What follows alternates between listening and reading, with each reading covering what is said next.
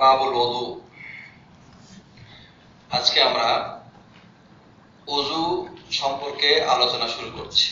এতদিন তাহারাতের বিভিন্ন বিষয়ে আমরা আলোচনা করেছি, এখন আমাদের আলোচনা শুরু হবে ওযু সম্পর্কে। ওযু কাকে বলা হয়? ওযু বলা হয়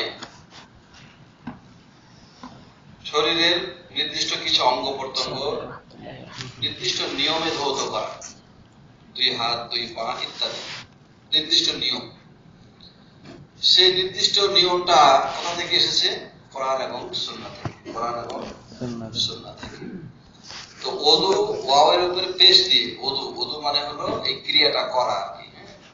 আর ওয়াওয়ের উপরে যদি জবর দেন ওয়াদু, তাহলে এটার উদ্দেশ্য হচ্ছে যে পানি দিয়ে ওযু করা হয় সেই পানিটা উদ্দেশ্য।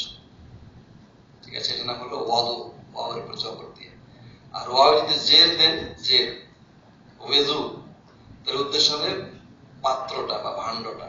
ঠিক আছে, যে পাত্রে পানি রাখা হয়, ওযুর পানি যে পাত্রে রাখা হয় সেটা নাম হলো ওযু। আর ওয়াও জবর দিয়ে হলো কি? ওয়াদু, পানি। আর পেশ দিয়ে হলে ওযু, কাজ করাটা, যে কাজটা করা হয় সেটাকে বলা হয় ওযু। তো আমরা ওযুর বিস্তারিত বিবরণ আলোচনা করার আগে ওযুর কিছু গুরুত্ব সম্পর্কে আলোচনা করছি। প্রথম কথা হলো যে সালাতের পূর্ব শর্ত হচ্ছে কি? ওযু। আল্লাহ নবী সাল্লাল্লাহু আলাইহি ওয়াসাল্লাম বলেছেন যে ইন্নাল্লাহা লা ইয়াকবালু সালাতা আহাদিকুম ইযা আহদাসা হাত্তা ইয়াতাওয়াদ্দা। কোন মানুষের সালাত আল্লাহ কবুল করবেন না যদি তার ওযু না থাকে, তাহলে যতক্ষণ সে ওযু না করবে। এটা গুরুত্বপূর্ণ একটি কথা, বুখারী মুসলিমের হাদিস।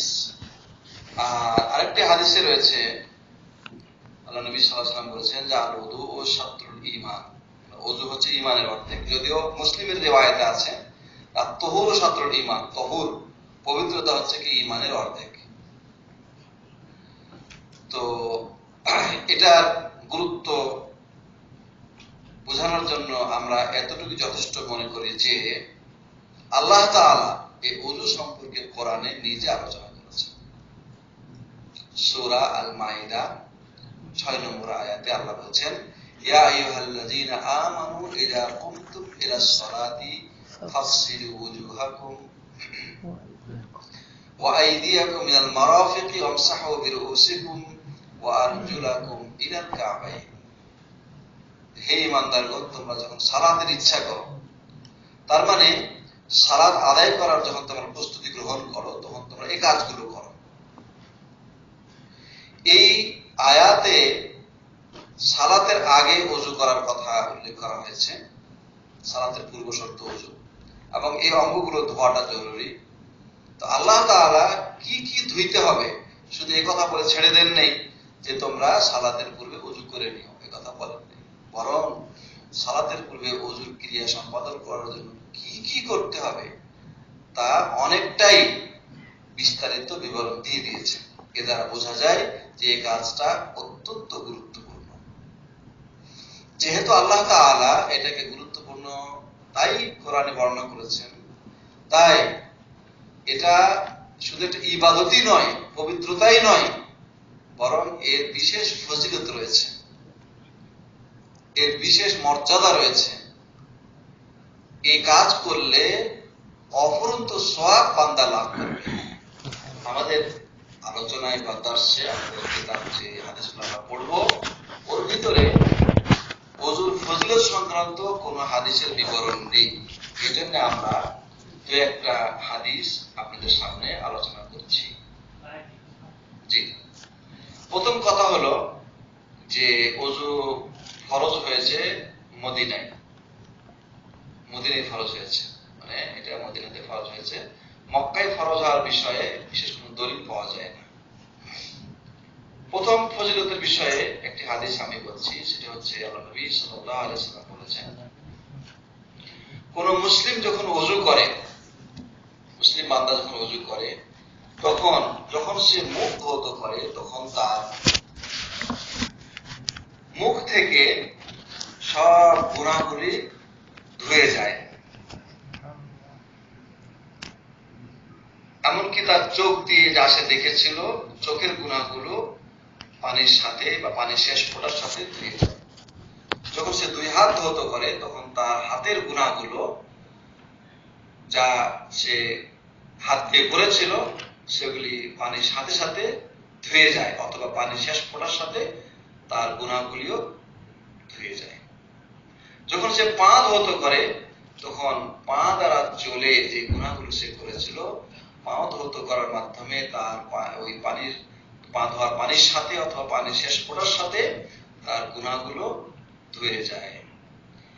এইভাবে ওযু শেষ করার সাথে সাথে সে গুনাহ থেকে সম্পূর্ণরূপে পবিত্র হয়ে যায়। এই হাদিসটি মুসলিমে এবং তিরমিজিতে বর্ণিত হয়েছে। অন্য একটি হাদিসে এই ওযুর ফজিলত সম্পর্কে অন্য একটি হাদিসে বলছি, সেটা হচ্ছে এই যে এটা আরেকটু বিস্তারিত বিবরণ। সেটা হচ্ছে আল্লাহ নবী সাল্লাল্লাহু আলাইহি ওয়াসাল্লাম বলেছেন যে মুমিন বান্দা যখন ওযু করে, যখন সে কুলি করে তখন তার মুখের ভিতরের গুনাহগুলো ঝরে যায়। যখন সে নাক ঝাড়ে তখন নাকের ভিতরের গুনাহগুলি বের হয়ে যায়। যখন সে এমনকি মানে তার চোখের যে পাতা তার পাতার নিচের গুনাহগুলি ঝরে যায়। এভাবে যখন সে হাত ধৌত করে তখন তার হাতের গুনাহগুলি ঝরে যায়, এমনকি নাকের নিচের গুনাহগুলি ঝরে যায়। মানে খুব ছোট গুনাহ আল্লাহ এর মাধ্যমে মাফ করে দেন। যখন সে মাথা মাসে করে তখন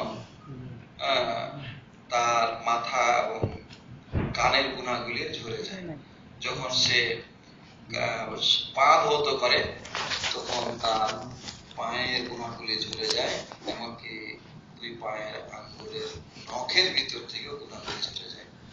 এরপরে সব গুনাহ এভাবে তার গুনাহ থেকে সে মুক্ত হয়ে যায় এবং সে ঝরে যায়। এরপরে সে যখন হেঁটে মসজিদে যায় সালাত আদায় করার জন্য, তখন তার কোনো গুনাহ নাই, নামাজ তার জন্য নফলের মতো হয়ে যায়। এই হাদিসটি বর্ণনা করেছেন নাসাই এবং মিশকাতেও আছে। আল্লামা নাসিরউদ্দিন আলবানী হাদিসটিকে সহিহ বলেছেন। তাছাড়া আরো অনেক ফজিলতের কথা আছে যে আল্লাহ নবী সাল্লাল্লাহু আলাইহি ওয়াসাল্লাম একদিন বাকি গোরস্থান জিয়ারত করার পরে বলেছেন যে আমার ভাই যারা তাদের সাথে যদি আমার মোলাকাত হতো তাহলে কতই না ভালো হতো। তখন সাহাবীরা প্রশ্ন করলেন যে আমরা কি আপনার ভাই নই? তখন রাসূলুল্লাহ সাল্লাল্লাহু আলাইহি ওয়াসাল্লাম বললেন যে আমার ভাই যারা তারা এখনো দুনিয়াতে আসে নাই। তখন সাহাবীরা প্রশ্ন করলেন যে আপনার ভাই যারা তাদেরকে আপনি চিনবেন কিভাবে কিয়ামতের দিন? তখন তিনি বললেন যে ইন্না উম্মতি ইয়াতুনা ইয়াউমাল কিয়ামতি গুররাম মুহাজ্জালিনা মিন আসারিল উযু। কিয়ামতের দিন আমার উম্মত উপস্থিত হবে এই অবস্থায় যে ওযুর কারণে তাদের মুখমণ্ডল এবং হাত পা উজ্জ্বল হবে। তো এই উজ্জ্বলতা মানে ওযুর কারণে যে এই উজ্জ্বলতা, এর সুসংবাদ, এটা এই উম্মতে মুহাম্মাদের জন্য একটি অন্যতম বৈশিষ্ট্য। এই সুসংবাদ অন্য কোন উম্মতকে দেওয়া হয়নি। এখন এই ওযুর নিয়ম বা ওযু করার বিষয়টা অন্যান্য উম্মতের মাঝে ছিল কিনা এই ব্যাপারে ওলামাদের মধ্যে ইখতিলাফ আছে যে এই ওযু কি এই উম্মতের বৈশিষ্ট্য কিনা এই সম্পর্কে আপনার ইখতিলাফ আছে। কিন্তু নির্ভরযোগ্য লোকেরা বলেন যে এটা এই উম্মতের বৈশিষ্ট্য না। আল্লামা ইবনে উসাইমিন বলেছেন যে এই উম্মতের বৈশিষ্ট্য না, তবে বৈশিষ্ট্যটা হচ্ছে মুখমণ্ডল এবং হাত পা উজ্জ্বল হওয়া কিয়ামতের দিন এই ওযুর কারণে। তো এই ছিল ওযু সম্পর্কে কিছু কথা,